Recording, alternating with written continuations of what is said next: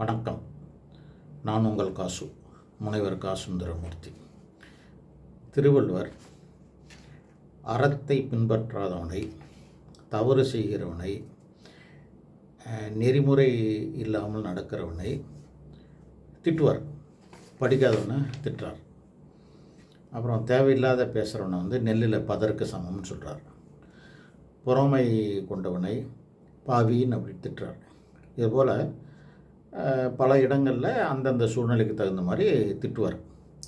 இதை என்னுடைய பல வீடியோக்களில் நான் பேசியிருக்கிறேன்.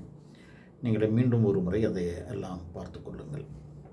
இன்றைக்கு சுருக்கமாக சொல்கிறோம். மனித உருவில் மிருகம் யார், மனித உருவில் தெய்வம் யார் அப்படின்றத ஒரு பாடல் கேட்கும்போது எனக்கு ஞாபகம் வந்தது. ரொம்ப சுருக்கமாக அதை உங்களுக்கு சொல்லிடலாம் அப்படின்றதுக்காக தான் இந்த வீடியோ. ஆசை, களவு, கோபம் கொள்பவன் பேச தெரிந்த மிருகம்.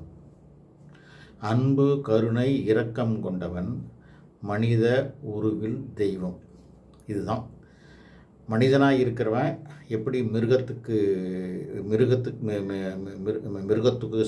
கூப்பிடுறாரு.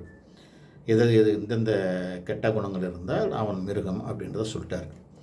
எந்தெந்த நல்ல குணங்கள் இருந்தால் அவன் தெய்வ நிலைக்கு போகலாம் என்றதையும் சொல்லிட்டார்.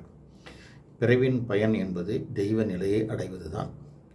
ஸோ மிருக நிலைக்கு செல்லாமல் தெய்வ நிலைக்கு சென்று இந்த பிறவியின் பயனை அடைவோம்.